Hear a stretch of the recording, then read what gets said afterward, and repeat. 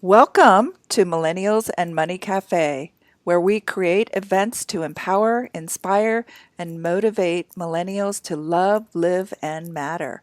I'm your host, Marilyn O'Malley, and I coach millennials who are highly sensitive and creative entrepreneurs and professionals who struggle with increasing their wealth, unhealthy relationships, and feeling unsafe being seen and heard to stand out with confidence, to find healthy and passionate love, and to live a turned on life while manifesting more money without sacrificing themselves. You can find more about me and listen to the Millennials and Money Cafe podcasts on marilynomalley.com, or you can find our Millennials and Money Cafe on iTunes.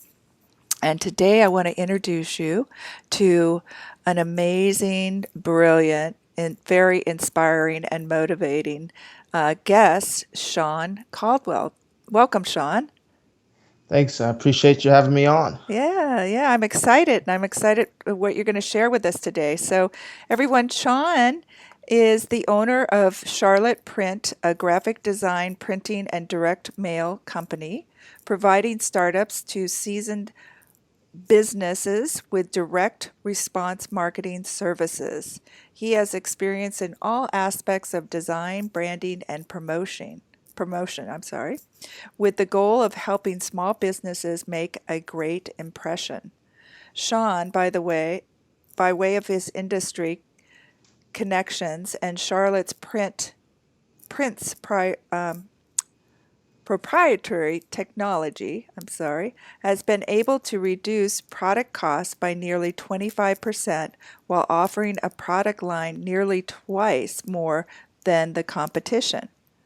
Prior to launching Charlotte Print, Shaun served as the founder and owner for Global Marketing Mavens, where his efforts were instrumental in spearheading the adaptation of internet and mobile marketing for small businesses nationwide. Shaun Caldwell holds a Bachelor of Arts degree in criminology from Johnson C. Smith University. He is the organizer of one of Charlotte's largest networking organizations and often mentors small business owners nationwide on branding, design, and promotion. So, Shaun, I welcome and I, I wonder if you would to if you would share your story with our audience here about how you got to where you are, your successes today, and where you came from, so people can relate. That guy's who you are. Absolutely. So I was the A student that worked for the C student. By that I mean I went to college, earned every distinction you could. I finished school early. I was the top of my department. I interned at all of the top agencies. Yeah, I did pretty much everything you could to position yourself to be successful post graduation. I was very fortunate um, to be appointed to the United States Probation Office as the youngest probation officer in our country's history at the age of 21. While that sounds really impressive and nice, it was in my time there that I realized that, like I said, I was the A student working for the C student, and um, one of the biggest challenges for folks who are, particularly millennials, who are hypersensitive and ambitious and driven and success oriented is the fear of failure. And so I was one of those people who was in the same boat. Was, I mean, just petrified to make a mistake. Mm, And I learned that very quickly that wasn't going to really get me where I wanted to, and that the folks who were making all the mistakes were having the most fun. They were advancing the furthest and experiencing the most success. And so it was then that I realized I had to shift my focus from just always been correct to finding the correct answer. And that's an important distinction to make for anyone that's in business or looking to get into business, because you don't have to have all the answers. You just have to find it. And I was able to do that through a mentor of mine who told me, hey, you've got the rest of your life to work. Why don't you do something that you're going to find meaningful, that's going to help you make an impact? And that was really what propelled me to move from corporate America into small business ownership. And so what was that, 2006, quit my job, or not 2006, 2010, quit my job, high paying government job right out of college. Parents Mm, thought I was crazy. Girlfriend at the time thought I was crazy. And I went for it. And mm, I had a lot of failures along the way, but I think it was those failures that really helped position me to experience the success that I did today. So I think if there's any message that I could share is that it's okay to be wrong, um, but that it's important to learn from your mistakes quickly and move on, because that's really where the learning is. That's really where the growth is. And that's really where success comes from. mhm. Well, because the success, let's explain that a little more. Success comes from the growth, right? Yes, Is that what you're saying? absolutely. Yes. So it's the process of doing something, getting a result, rather good, bad, or otherwise, and then learning from that and moving forward, figuring out how to be better at it. And in school they teach you not to make mistakes, right? Yeah. Score 100 and you're smart.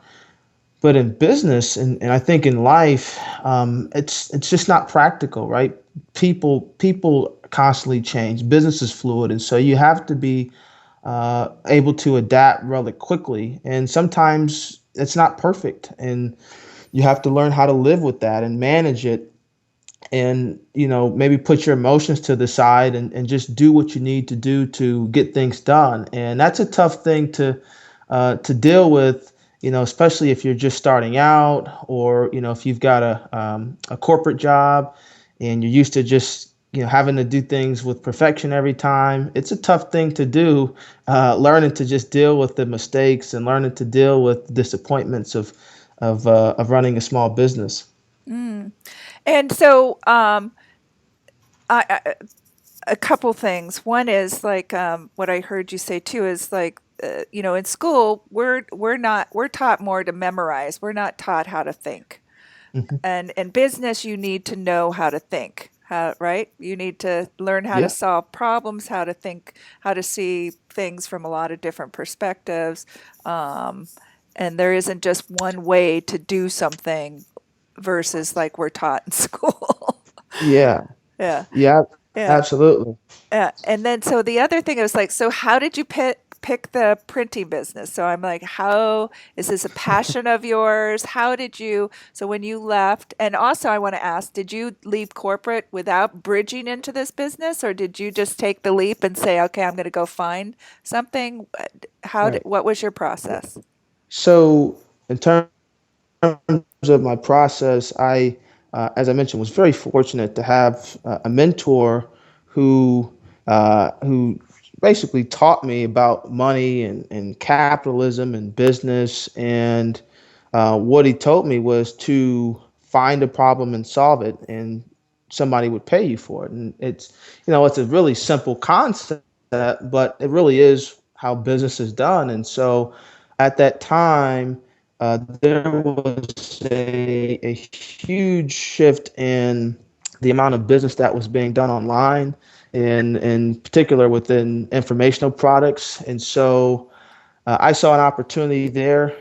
Was doing some affiliate marketing, so folks who had ebooks or even physical products, I'd sell those to people nationwide, and I'd earn a commission that way. But it was really the skills that I gained from that I applied to small businesses that need the same things. They need to position themselves online. They need to stay in touch with customers. They need to get people to come to events. So was able to apply a lot of those skills to my the digital marketing business, excuse me, and that was really where I got my start. Um, and beyond that, was very fortunate to structure a strategic partnership with one of the United States' largest food service distributors, and they helped us get our mobile apps into the hands of restaurants nationwide. I mean, it was probably I think 165,000 restaurants, and so it was from the proceeds from that is what allowed me to transition into the printing. And so I guess the question is, why did I get into it? A, it was a growing industry.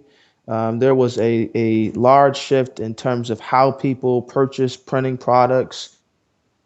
With the economy the way it was, there was a number of people who were looking for a change in profession, and so a lot of people wanted to go and start their own business, and so people needed things like that. And then the third is that it was just different. It was something that I didn't really understand. It was something that I could be new in and just really take advantage of things without any sort of preconceived notions. Being a millennial with digital marketing, you think, okay, I know websites, I know text message marketing. With printing, it's like this completely different media, and I didn't really have any idea, what I was really getting into. I just knew that it was an opportunity, and that I think we could do some really cool things in helping small businesses. So that was kind of how I got into that business. Yeah, and how long have you had this business now? A couple years now, Uh-huh. so it's Uh-huh. just been since 2013, Uh-huh. And are you and enjoying it? I am. I really enjoy it. I think what I like most about it is, with printing, it's tangible, and so because of that, it engages the senses in ways that you just can't accomplish with digital things. And so, for example, one of the things that I really like is creative marketing, really just smart, clever, direct mail marketing, in particular. So, like we're doing. A direct mail campaign where we're going to send like money and like letters with money attached to them, and like this is all fake money. It's like monopoly money, by the way. But Mm-hmm. we're sending that, and we're sending like some like plastic nickels and dimes and quarters, and and we're going to send a sales letter that's going to basically let folks know that we want to work with them, and that working with us they can earn some money and grow their business. And so we're going to send that in a tube, and it's got again, it's got change that's shaking around in it, so the person that gets it on the other end, think about it, right? How often do you get a tube that makes noise in the mail, right? Probably never, right? And Right. so they're going to open that. They're going to be excited to see we've got a good message, and it's a play on money and monopoly, and so it's fun, and things like that. I get really excited about because it's a little bit different than the traditional business card or flyer or T-shirt that we typically print, and so it's just a really cool experience that we get to ride with our clients in some of their marketing campaigns. Yeah, yeah. Well, it sounds like you're very creative and innovative. You're thinking about how to take an old way of creating relationships with people in business and make it new, bring it up into this, up to date. That's not just a regular letter, but so this takes, one of the things we want to touch on. I think we're there. We've already been talking about it, but let's make sure that we're covering what you want. So how do you get people to do business with you? So one is be Right. innovative like you, like reach out and wake them up in new ways, I guess. Yeah, I think the biggest thing is make that person, make the recipient of that marketing message feel good about doing business with you. I think any way you can do that, you give yourself a good chance of closing the deal. So it's really important that when we're marketing to people that we really keep them in mind. I think and real estate agents are notorious for doing this. They do a lot of sort of self promotion, right? So you see the realtor and they've got the Right. card with their picture on it, and it's cute. It feels good to say it's my agency, but the person that's receiving that card could care less about you. Right. What they care about is, can you help them sell or buy a house for a great price, right? Right. So instead of focusing on what you do, focus on how you can help that person accomplish that particular objective, right? And so because that now they care about working with you because they feel like what you got their best interests in mind. You're going to help them solve a problem, and that's what attracts people to you. And I think that's a really really important distinction to make, is that you should make people feel good about working with you, before they do business with you, while they do business with you, and afterwards. Um, I think if folks can really hone in on that, they'll see some differences in terms of how people interact with them. Yeah. And yeah, I think we forget that. We forget about our client. We're worried about us getting versus the giving. Yeah. Yeah. Yeah, and they don't really, like I said, it sounds pretty cruel, but they don't care. People No. they calling you to solve a problem, and Yes. if you can very clearly, succinctly do that, they'll give you money for it. It's very simple, Right. but so much we see folks want to tell people how bright they are, how talented they are, their credentials, and they don't. Our customers don't want to hear that. They want to know, okay, that's great, you can do those things, but how are you going to help me? And I think that's a really important thing to keep in mind, when trying to get people to do business with you. Yes. Yeah. Okay. And then, so what types of people should you work with? You should work with, I call it marrying up, right? So if you're the smartest person in the room, um, you need to be in another room. Because I right. love that. Well, because how do you grow? How do you grow if you're not challenged? Mhm. If you're not introduced to new people, new ideas, new experiences, it's very difficult to grow and to develop into the person you want. And one of the best ways of doing that, in my opinion anyway, is to marry up. Find people who are more successful than you. Find a way to create value for them so that they'll actually care to work with you, and do whatever you can to stay around them as long as you can.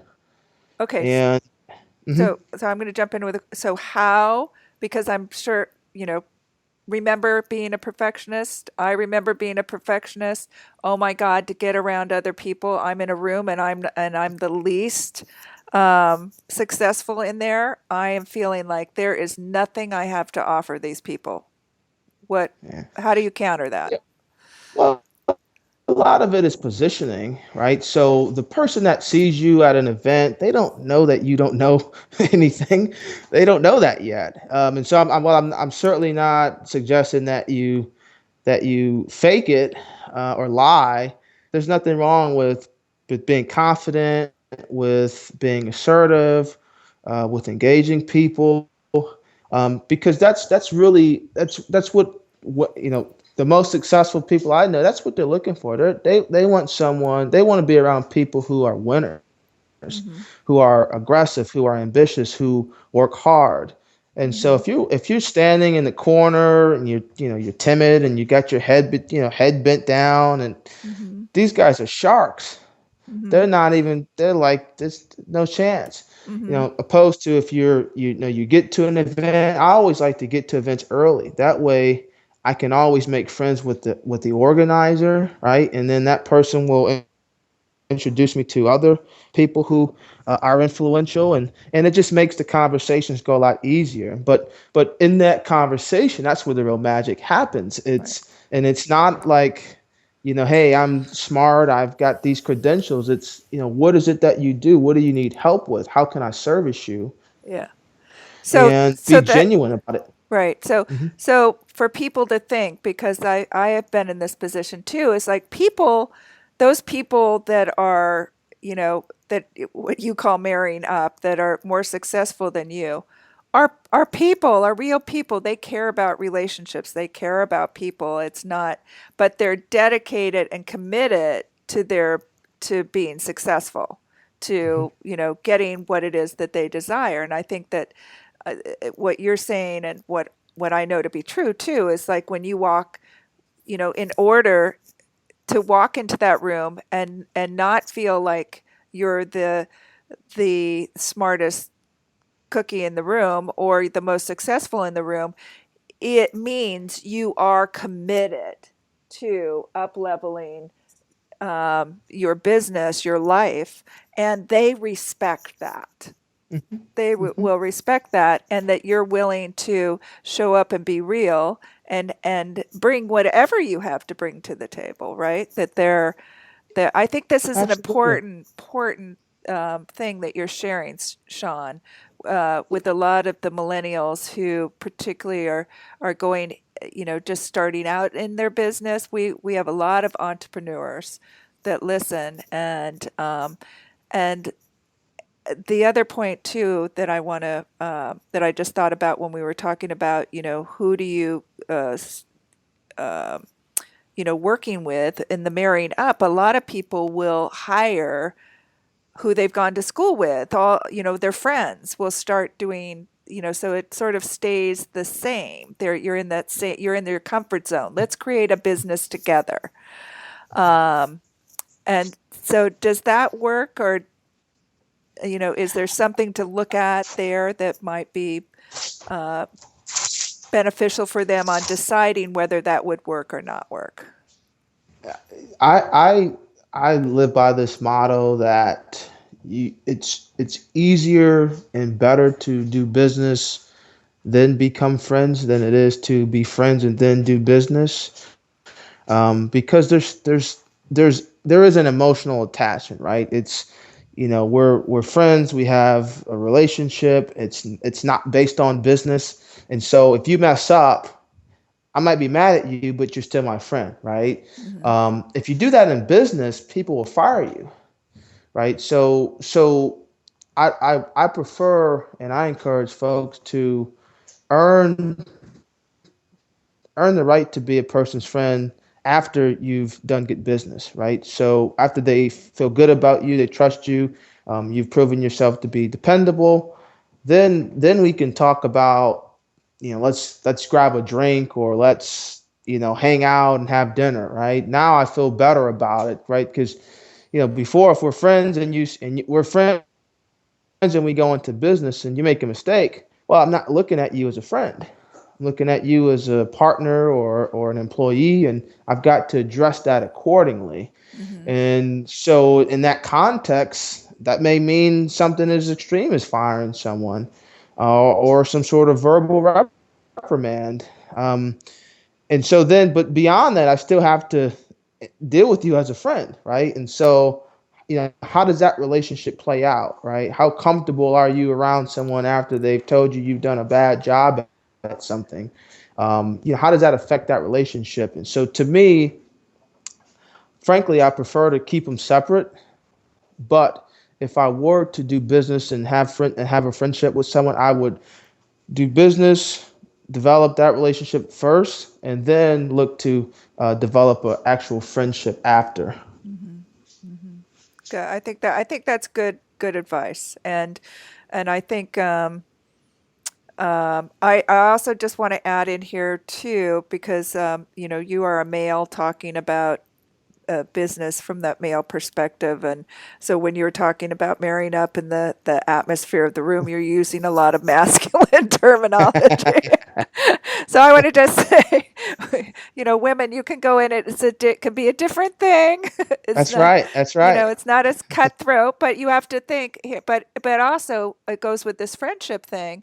Women are connectors, and a lot of times, here's one of the things that when we're dealing with business, relationships are great, but at the same time too, you have to think business is business, and a certain sense of focus needs to be on that versus on the relationship. Unless your business is all around relationship, but then that's your work.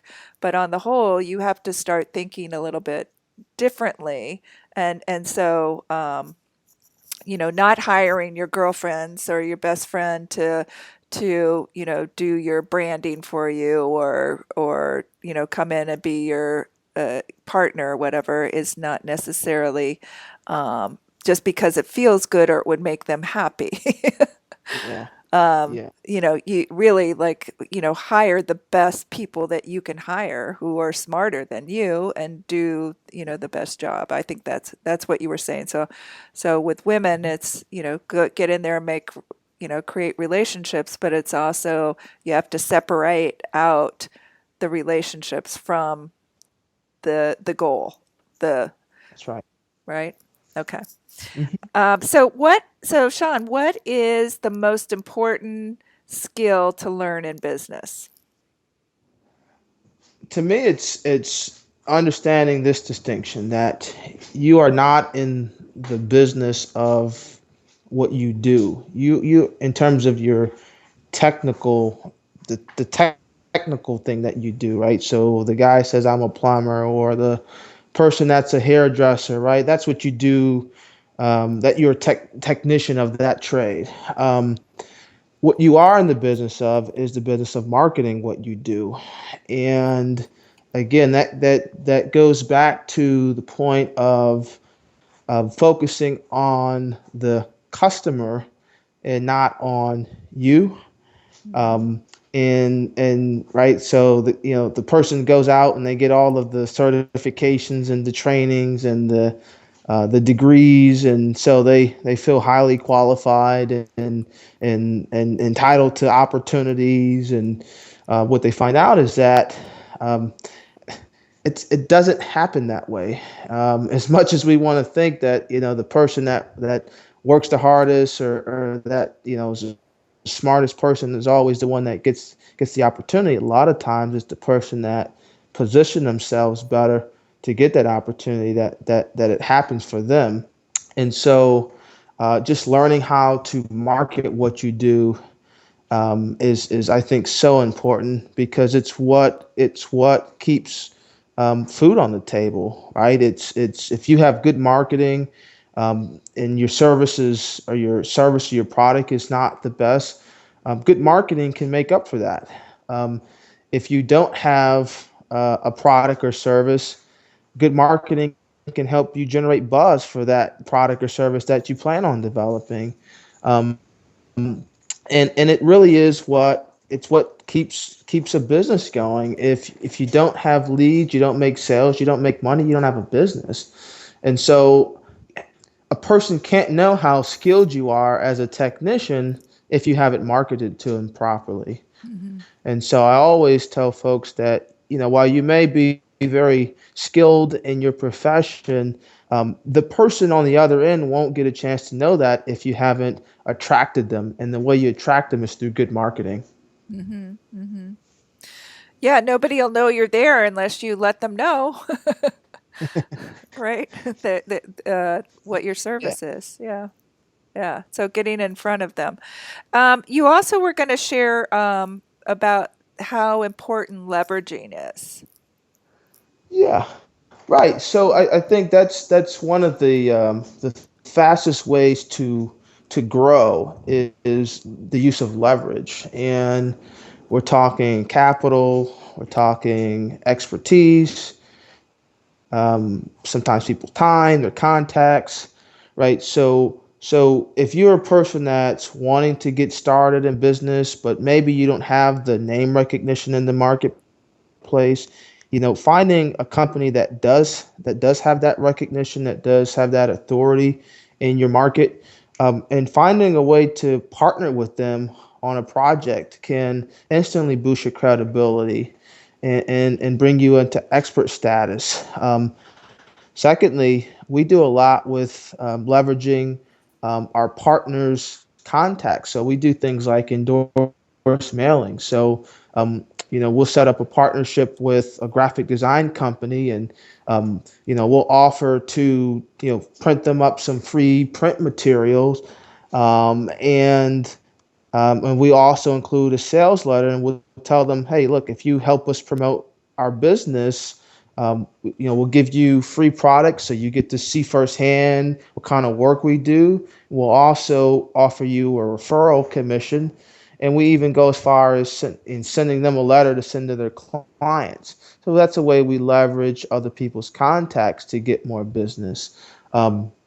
Expertise, right? So if there's someone who's really knowledgeable about something that you're interested in, how can you partner with them to get them to share, so that you can benefit and they can benefit.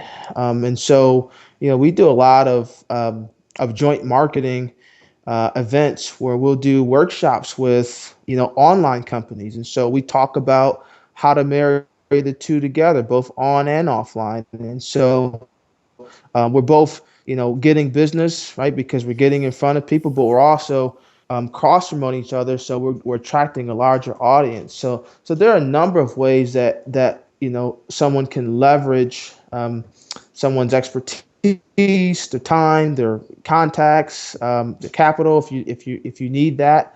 And it's really important, especially if you're just getting started, or if you don't really have much of a name in your market. You can really take advantage of leveraging someone else's credibility to really grow a business and do it in the right way. Mm-hmm. Mm-hmm. Smart.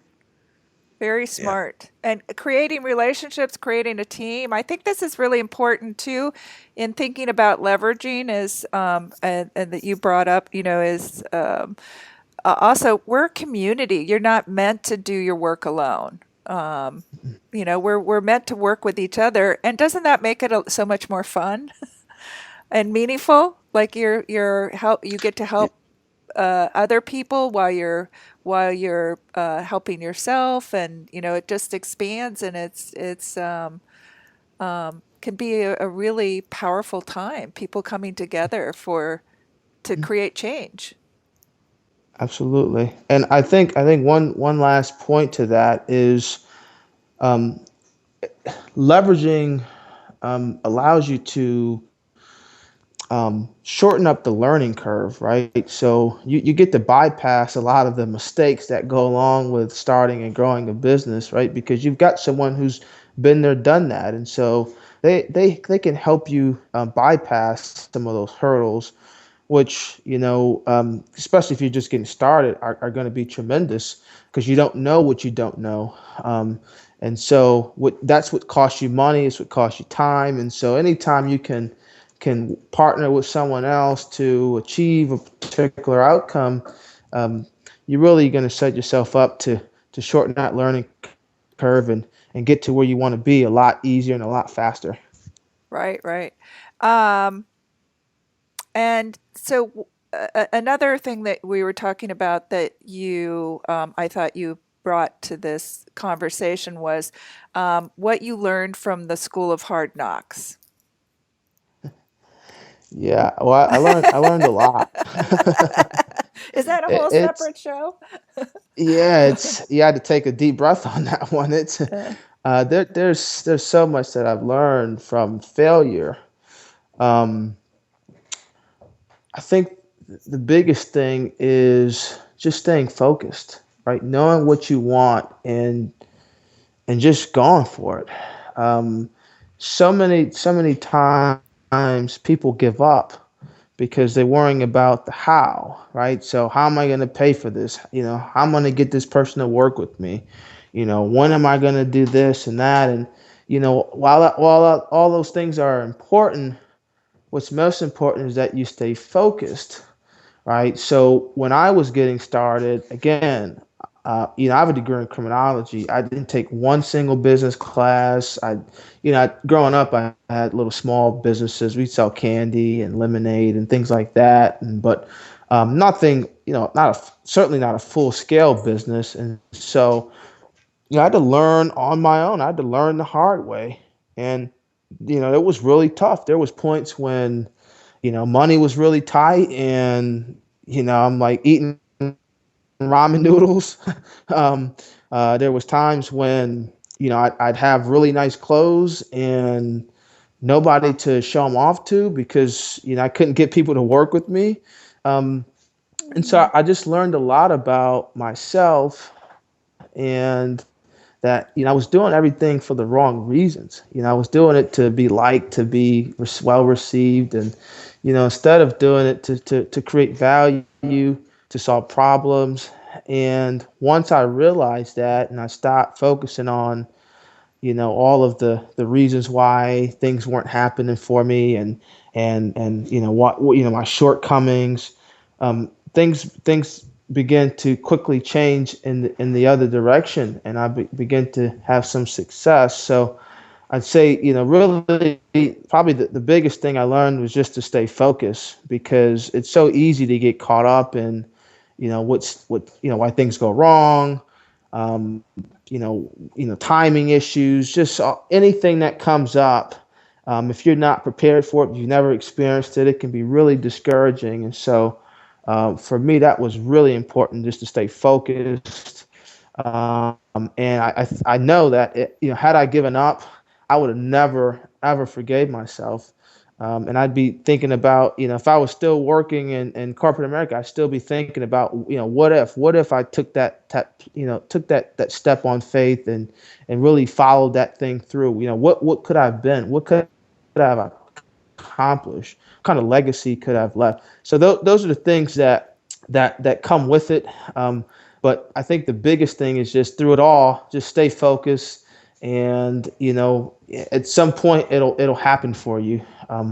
But never give up, and regardless of how tough times are, there are brighter days ahead, and you never know if you ever give up. So just keep fighting.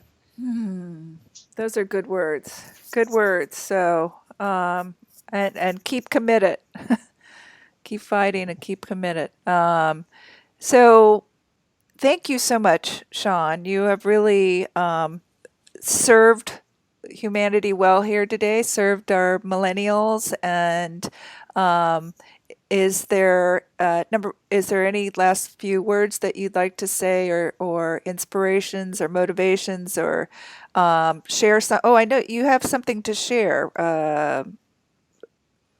That Yeah, Go ahead. we have a our Let's Can Hunger campaign, and we've partnered with a local nonprofit organization to collect canned goods in an effort to feed families for Thanksgiving. And so, if there's anyone in the greater Charlotte area, we've got collection bins set up at a number of Regis offices throughout the area. And we're just looking for canned goods, non-perishable items, and our goal is to feed 100 families. So we really need some help, and if you can and are able, we greatly appreciate your support.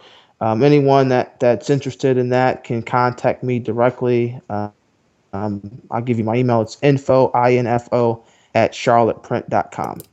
Great. And how else can they find you on Facebook and Twitter, Instagram, Yeah, LinkedIn? yeah. So you can connect with me directly, if you go into the search bar on LinkedIn and just type in Shaun, Shaun Caldwell, and you'll find me. We're also my company is also on Facebook, Twitter, and Instagram. If you just do a search for Charlotte Print, we'll show up. And you can also learn more about our company and some of the things that we do at www.charlotteprint.com. Great. Yeah. I love the let's can hunger. That's very clever.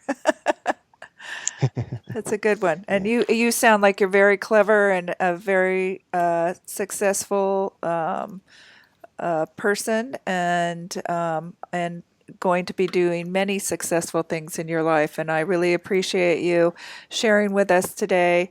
And hope you'll come back again, and we'll have some more conversations. And everybody go look him up. And you don't have to be in Charlotte to work with you, correct?